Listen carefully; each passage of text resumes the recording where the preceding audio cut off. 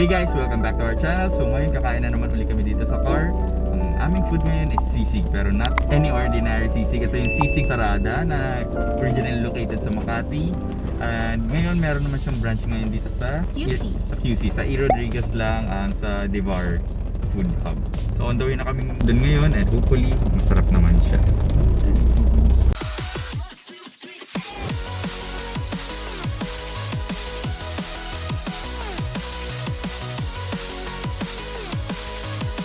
So ito na nga, andito na kami sa Devour Food Hub at nakabili na kami ng Sisig Sa Rada. Ito na siya! Tagal ko na tayo hinantay. Nag-order din ako ng tab, baka mabitin sa ulam. So let's dig in. Okay, so calamansi, syempre. And ito pa. And sasabayan namin siya ng something different. Bumili kami ng Java kimchi galing sa Dukap. Last time kasi nung bumili kami ng Dukap, walang available na kimchi. So right now, try namin siya and mukhang masarap siya isabay sa sisig.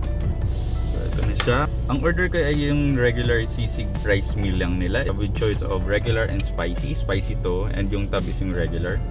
So yun na nga, may kasama siyang mayo. Mix muna natin yun.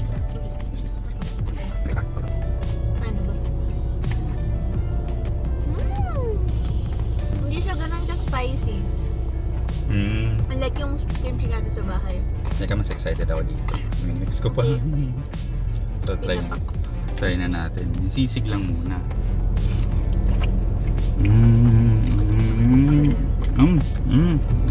Ito na nga. Ito na yun. Nakakamiss yung Ang sarap. Ang sarap. Oh my gosh, ito na nga. Number 1 na. Number 1 sisig na to. Ang dami ko na try yung sisig. Siyempre, sisig hooray.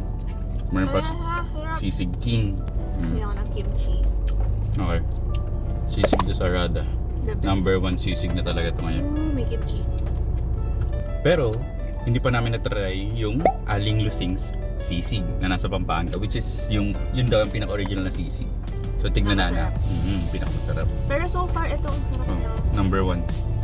Kaya naman, deserving sila sa kanya nilang. Deserving sila. So try natin yung kimchi ng Dukap, which is yung Java kimchi. Binibida ni Ryan. Tingnan natin.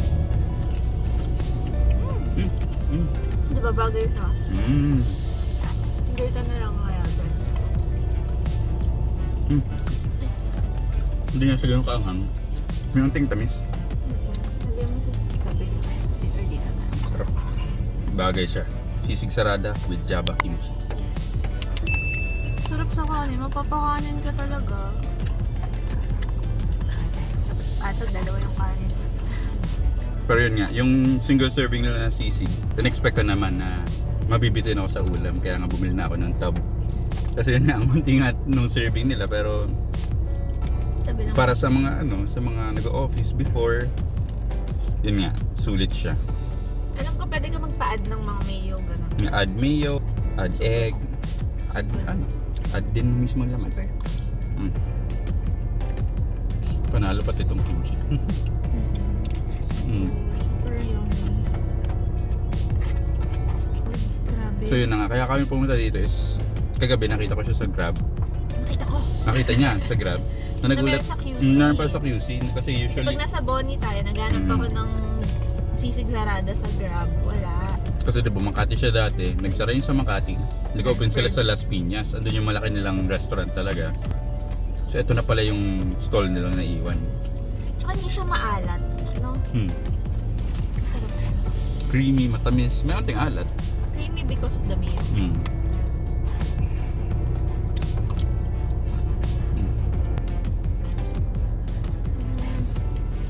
Yung tab nila is 150 lang. Pero good for 2 lang yung ano nila dyan. Serving nila.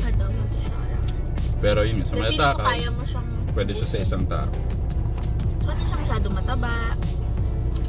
Hindi siya ganun ka-oily unlike yung ibang Gusto nga yung ulam ko. Sa'yo ko lang.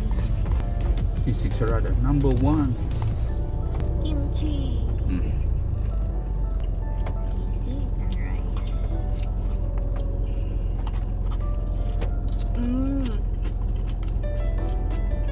May cheese ba? Hindi ko napansin eh.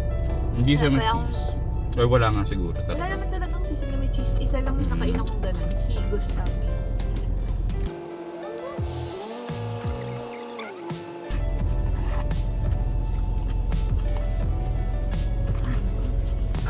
Itong 150 na to, 180 siya, no? Mas mahal siya ng 30. Okay lang. For the... Andiyan sa location kasi natin, yung delivery fee, 150 rin. So parang doble na. okay.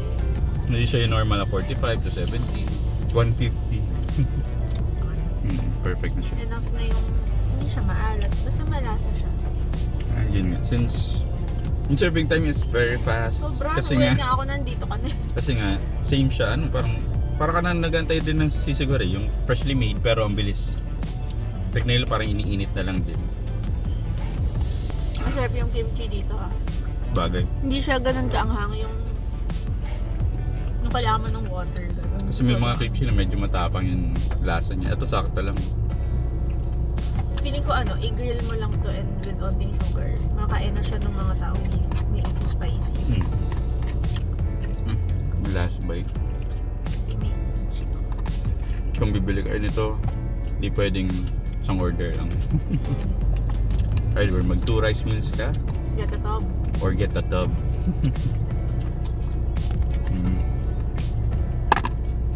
So, kung pupunta kayo sa Devour Food Hub dito sa Irod, ang daming food actually dito. Ayun no, may barbecue shack. Okay, so yun na nga. Thank you for watching. Number 1 sisig na namin ngayon ang Sisig Sa Rada. You better try it. And see you in our next video. Bye!